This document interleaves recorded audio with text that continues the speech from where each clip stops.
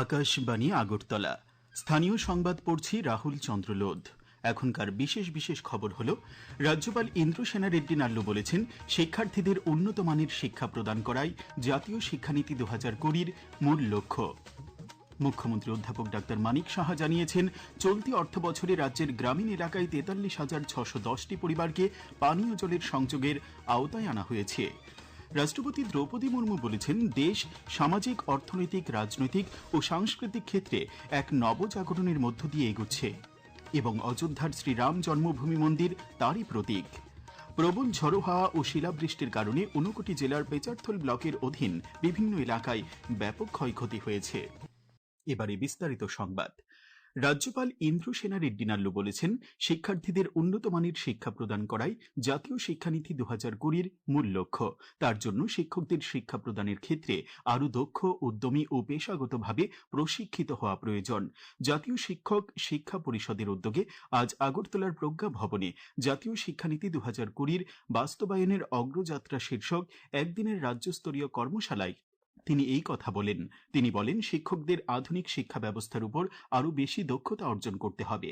জাতীয় শিক্ষানীতির মাধ্যমে একটি সমতা ভিত্তিক ও কার্যকর শিক্ষা ব্যবস্থার গড়ে তোলার লক্ষ্যে নির্ধারণ করা হয়েছে, যা শিক্ষার্থীদের শেখার মান উন্নত করবে। অনুষ্ঠানে ভিডিও বার্তায় বক্তব্য রাখেন কেন্দ্রীয় শিক্ষামন্ত্রী ধর্মেন্দ্র প্রধান, কেন্দ্রীয় শিক্ষা প্রতিমন্ত্রী জয়ন্ত চৌধুরী, KVS এর কমিশনার বিকাশ গুপ্ত, NCTEর চেয়ারম্যান পঙ্কজ আরোরা। স্বাগত ভাষণ রাখেন IASEর অধ্যক্ষ ডক্টর রত্না রায়। এই কর্মশালায় অরুণাচল প্রদেশ, মণিপুর, মেঘালয়, মিজোরাম, নাগাল্যান্ড, ত্রিপুরার প্রতিনিধিরা অংশগ্রহণ করেন। মুখ্যমন্ত্রী অধ্যাপক ডাক্তার মানিক সাহা জানিয়েছেন, চলতি অর্থবছরে রাজ্যের গ্রামীণ এলাকায় 43,610টি পরিবারকে পানীয় জলের সংযোগের আওতায় আনা হয়েছে। বিধায়ক রঞ্জিত দেববর্মার এক প্রশ্নের উত্তরে মুখ্যমন্ত্রী বিধানসভায় এই তথ্য জানান। বিরোধী দলনেতা জিতেন্দ্র চৌধুরীর এক প্রশ্নের উত্তরে তিনি জানান, জল জীবন মিশন ও বিভিন্ন প্রকল্পের মাধ্যমে চলতি বছরের ফেব্রুয়ারি মাস পর্যন্ত রাজ্যে 4,346টি ডিপ টিউবওয়েল, 10,200টি সেলো টিউবওয়েল এবং মোটর চালিত অন্যান্য জল উত্তোলক প্রকল্প তথা 539টি উদ্ভাবনী প্রকল্প এবং 58টি ভূপৃষ্ঠের জলের ট্রিটমেন্ট প্ল্যান্ট স্থাপন করা হয়েছে। মুখ্যমন্ত্রী আরও বলেন, আসন্ন শুষ্ক মরশুমে জলের সংকট দূর করতে বিভিন্ন উদ্যোগ গ্রহণ করা হয়েছে।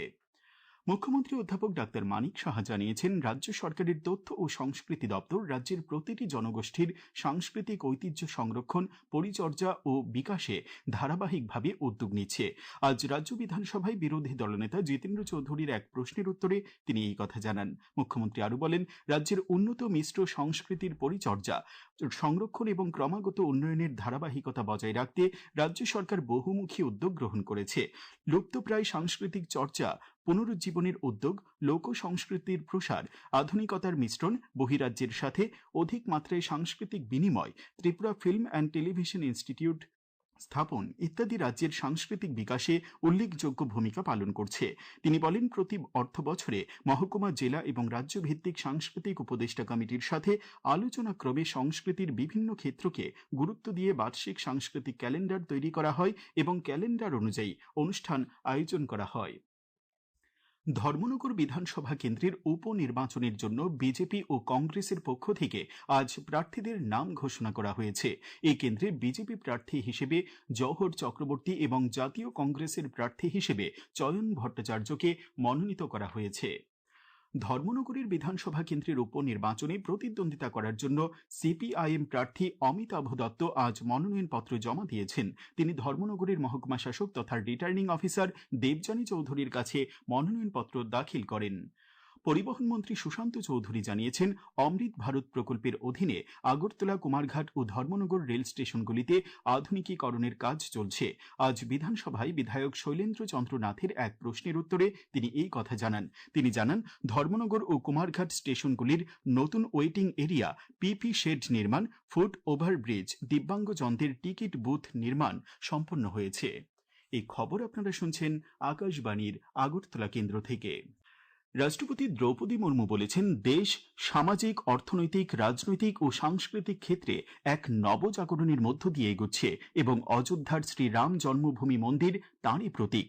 উত্তরপ্রদেশে 3 দিনের সফরে তিনি আজ সকালে রাম মন্দিরে শ্রী রাম যন্ত্র স্থাপনা অনুষ্ঠানে যোগ দিয়ে এই কথা বলেন।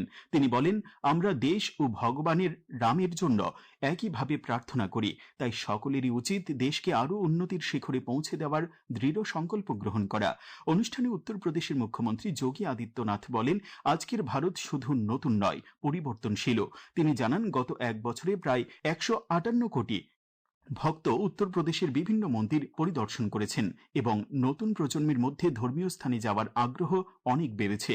এদিনের অনুষ্ঠানে রাষ্ট্রপতি শ্রীমতী মুর্মু রাম মন্দির নির্মাণে যুক্ত কর্মীদের সংবর্ধনা জানান।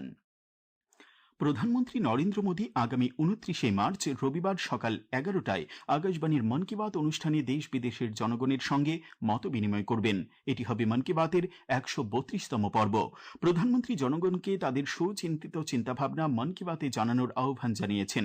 মাই গভ ওপেন ফোরামে এবং নরেন্দ্র মোদী অ্যাপে জনগণ তাদের মতামত পাঠাতে পারবেন। এছাড়াও টোল ফ্রি নম্বর 1800117800 নম্বরে কল করে হিন্দি বা ইংরেজিতে মতামত রেকর্ড করানো যাবে। ফোন লাইন এ মাসের 27 তারিখ পর্যন্ত খোলা থাকবে। মুখ্যমন্ত্রী অধ্যাপক ডাক্তার মানিক সাহা বলেন, আগরতলার গোলচক্কর এলাকায় লাইট হাউস নির্মাণে প্রথম টাওয়ারটির কাজ চলতি বছরের জুন মাস নাগাদ শেষ হবে। আজ বিধানসভায় বিধায়ক সুদীপ সরকারের এক প্রশ্নের উত্তরে তিনি এই কথা জানান। মুখ্যমন্ত্রী বলেন, বাকি 6টি টাওয়ারের কাজ পর্যায়ক্রমে শেষ করা হবে। লাইট হাউস প্রজেক্টে মোট 1000 পরিবারের থাকার ব্যবস্থা করা হয়েছে বলেও জানান মুখ্যমন্ত্রী।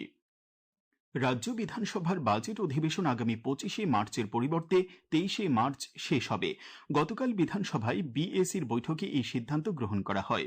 পরিষদীয় মন্ত্রী রতনলাল নাথ এই খবর জানিয়েছেন। প্রবল ঝড়ো হাওয়া ও শিলাবৃষ্টির কারণে ঊনকোটি জেলার পেচারথল ব্লকের অধীন বিভিন্ন এলাকায় ব্যাপক ক্ষয়ক্ষতি হয়েছে। গতকাল সন্ধ্যা রাতে সংশ্লিষ্ট ব্লকের অন্তর্গত রামগুনাপাড়া, নারায়ণপুর, দক্ষিণ ধনীছড়া, শচীন্দ্রনগর এলাকায় প্রাকৃতিক দুর্যোগে অনেক বাড়িঘর ও ফসলের ব্যাপক ক্ষতি হয়েছে। দুর্গত মানুষদের জন্য স্কুল, অঙ্গনওয়াড়ি কেন্দ্র এবং উপস্বাস্থ্য কেন্দ্র মিলিয়ে মোট 13টি ত্রাণ শিবির খোলা হয়। বর্তমানে 5টি শিবিরে প্রায় 4 শতাধিক পরিবারের লোকজন রয়েছেন। মহকুমা শাসক NS চাকমা জানান, আজ থেকে ক্ষয়ক্ষতি নিরূপণের কাজ শুরু হয়েছে। ঊনকোটি জেলার জেলাশাসক তমাল মজুমদার জানান, ত্রাণ শিবিরে আশ্রিতদের সরকারি নিয়ম অনুসারে সহযোগিতা করা হচ্ছে। আগামী 24 ঘন্টায় রাজ্যের সবকটি জেলায় ঘন্টায় 40 থেকে 50 কিলোমিটার বেগে ঝড়ো হাওয়া সহ বৃষ্টির সতর্কতা জারি করেছে আবহাওয়া দপ্তর। দিনের সর্বোচ্চ তাপমাত্রা 32 ডিগ্রি সেলসিয়াস এবং সর্বনিম্ন 21 ডিগ্রি সেলসিয়াসের কাছাকাছি থাকতে পারে। আজ দিনের সর্বোচ্চ তাপমাত্রা ছিল 31.5 ডিগ্রি সেলসিয়াস এবং সর্বনিম্ন 18 ডিগ্রি সেলসিয়াস। শেষ করার আগে খবরের বিশেষ অংশগুলি আরেকবার পড়ছি। রাজ্যপাল ইন্দ্রসেনা রেড্ডি নাল্লু বলেছেন, শিক্ষার্থীদের উন্নত মানের শিক্ষা প্রদান করাই জাতীয় শিক্ষানীতি 2020-র মূল লক্ষ্য। মুখ্যমন্ত্রী অধ্যাপক ডাক্তার মানিক সাহা জানিয়েছেন, চলতি অর্থ বছরে রাজ্যের গ্রামীণ এলাকায় 43,610টি পরিবারকে পানীয় জলের সংযোগের আওতায় আনা হয়েছে। রাষ্ট্রপতি দ্রৌপদী মুর্মু বলেছেন, দেশ সামাজিক, অর্থনৈতিক, রাজনৈতিক ও সাংস্কৃতিক ক্ষেত্রে এক নবজাগরণের মধ্য দিয়ে এগোচ্ছে এবং অযোধ্যার শ্রীরাম জন্মভূমি মন্দির তাঁরই প্রতীক। প্রবল ঝড়ো হাওয়া ও শিলাবৃষ্টির কারণে ঊনকোটি জেলার পেচারথল ব্লকের অধীন বিভিন্ন এলাকায় ব্যাপক ক্ষয়ক্ষতি হয়েছে। স্থানীয় সংবাদ আজকের মতো এখানেই শেষ হলো। পরবর্তী বাংলা স্থানীয় সংবাদ প্রচারিত হবে আগামীকাল সকাল 7:35